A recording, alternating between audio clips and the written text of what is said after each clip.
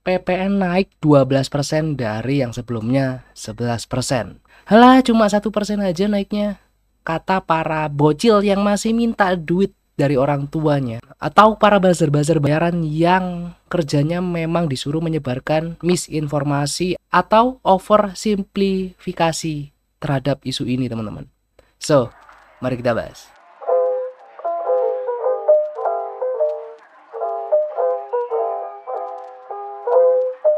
Hello good people, balik lagi sama aku Ganjar ya kayak Pepper Clouds. Oke teman-teman, gimana kabarnya? Semoga kita selalu berikan kesehatan dan kelancaran rezeki. Amin. Oh ya, sebelumnya sorry banget teman-teman, maaf banget. Aku udah lama ya, udah hampir 2 bulan 3 bulan itu jarang update, bahkan nggak upload sama sekali di channel ini karena aku ada kesibukan dari pekerjaan sampai pindahan rumah. Ya seperti kalian lihat ini bisa dibilang bakalan kedepannya studio untuk aku shoot adalah seperti ini. Ya niatku sebenarnya untuk baru bisa konten itu mungkin di awal tahun 2025 gitu ya, baru start buat konten lagi tuh. Tapi ternyata kesini aku nggak bisa menahan keresahan kayak hal yang akan aku bahas kali ini, yaitu PPN cuy. Kukira cuma sedikit gitu orang yang kemakan statement kalau PPN naik itu nggak terlalu pengaruh, wong cuma 1% gitu kan. Tapi pas aku lihat IG ada konten kreator bahas-bahas tentang dampak mengerikan dari PPN 12% ini, banyak yang komen, halah cuma naik 1% aja loh, nggak ngaruh-ngaruh amat. Atau ada juga yang bilang, ah dasar anak abah gitu kan. Belum lagi kalau misalnya kita buka di TikTok gitu, itu wah itu kontennya, komen-komennya, SDM berkualitas.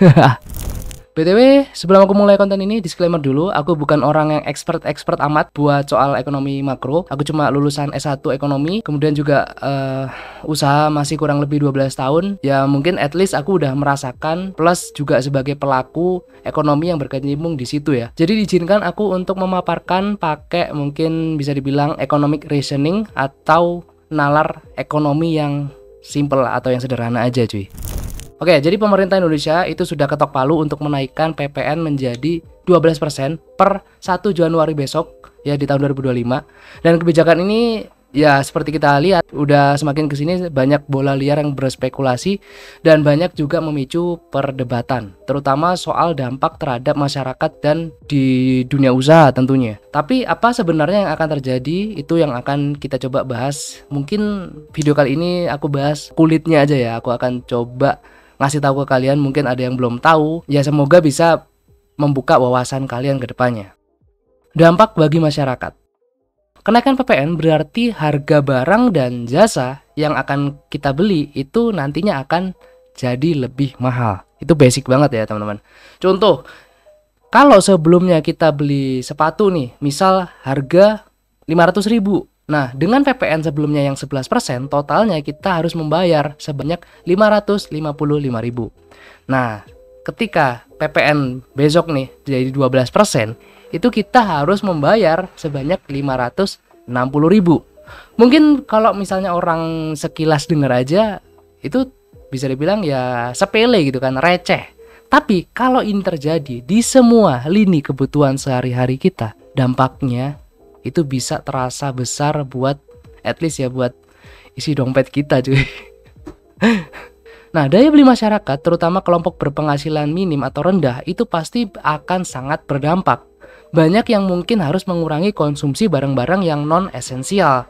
Dan ketika barang-barang non esensial ini semakin kurang untuk dikonsumsi, perputaran ekonomi itu otomatis pasti bakalan berdampak. Dan berdampaknya itu akan ke macam-macam cuy, akan ke ya berbagai lini gitu. Dampak bagi pelaku usaha. Nah sekarang kita lihat dari sisi pelaku usahanya teman-teman ya. Ambil contoh di bisnis clothing aja deh. Kalau sebelumnya sebuah brand misalnya menjual satu produk itu dengan harga 150.000 lah misalnya. Dengan PPN 12%, harganya otomatis akan naik jadi 168%.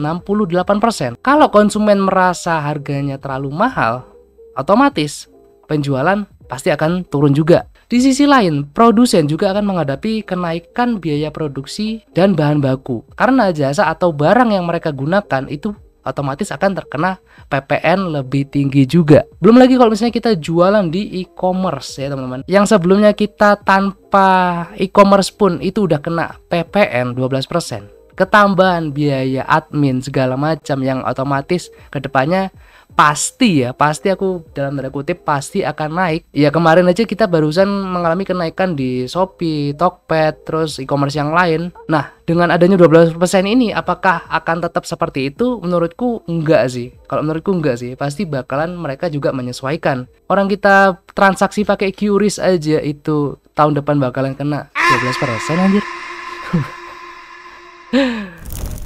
Dampak luas dan solusinya mungkin. Nah, gimana dampaknya ini di skala nasional, teman-teman? Ya, the worst case-nya sih bakalan bisa inflasi, daya beli masyarakat menurun lagi, dan bisnis kecil banyak yang gulung tikar pasti. Yang mati duluan kalau menurutku adalah usaha-usaha yang notabene mereka mengambil margin-margin kecil, teman-teman. Kenapa? Di satu sisi market mereka itu dipenuhi dengan orang-orang yang tidak loyal. Tidak ada kenaikan ini aja udah mereka itu bisa dibilang udah berdarah-darah gitu loh. Ada kompetitor yang jualan lebih murah, itu pasti konsumen ini akan langsung pindah cuy.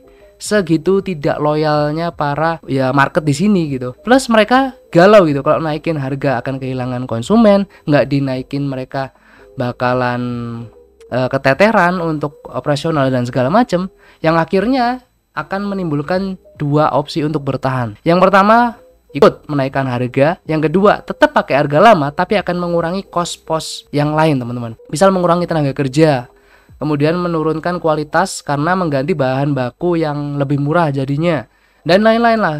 Supaya intinya mereka itu bisa lebih efisien dan dapat HPP yang lebih murah lagi. Dan dari dua sisi ini menurutku selalu ada yang bakalan dikorbankan akhirnya. Nah, terus untuk pengusaha yang modal gede nggak berdampak dong, Mas? Ya menurutku sih bakalan tetap berdampak aja gitu ya. Entah skalanya kecil atau besar, itu akan tidak berdampak kecuali orangnya memang benar-benar tajir melintir gitu kan, atau dia memang mampu untuk memanipulasi atau mengakali ya permainan ini sih. So far beberapa minggu ini, bahkan kemarin malam ya, itu aku ketemu sama temanku yang punya usaha lumayan gede juga. Kita sempat ngobrol-ngobrol santai gitu, dan aku tanya dia udah ada beberapa side plan selama 3 bulan awal semenjak nanti Januari. At least ya habis lebaran dia bisa lihat forecastnya seperti apa atas kebijakan PPN ini. Kalau misalnya worst case-nya, dia bilang untuk pengurangan pekerja karena cost-nya itu salah satu yang paling besar di karyawannya yang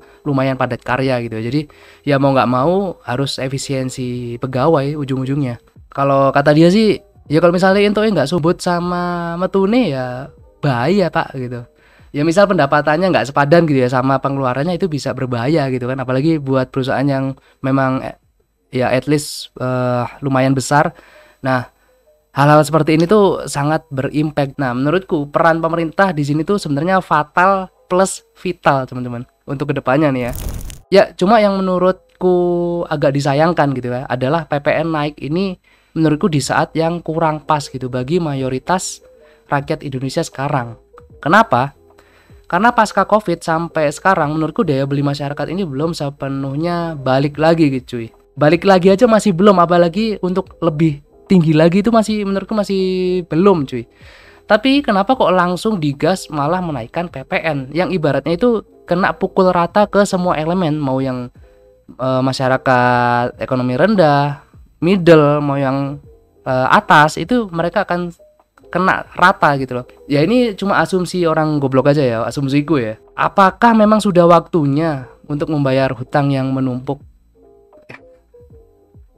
Akibat ya bisa kalian lihat lah, proyek-proyek mega-mega, proyek-proyek yang ambisius, proyek-proyek yang nggak jelas itu kan kemarin-kemarin menghabiskan banyak dana dan otomatis banyak utang juga. Dan apakah memang sekarang sudah waktunya harus membayar hutang, tapi pemerintah kita tidak punya cukup uang untuk membayar utang tersebut? Akhirnya solusi paling simple, paling cepat ya kita mempajaki seluruh lini gitu. Karena PPN itu menurutku adalah salah satu pajak yang nggak adil sih.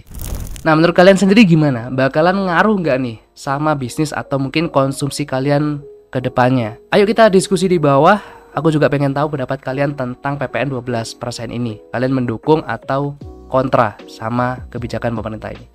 So, thank you guys for watching. Jangan lupa untuk like, share, comment, and subscribe. Stay safe, stay strong, never give up, ever claw out. See you on next video. Bye-bye.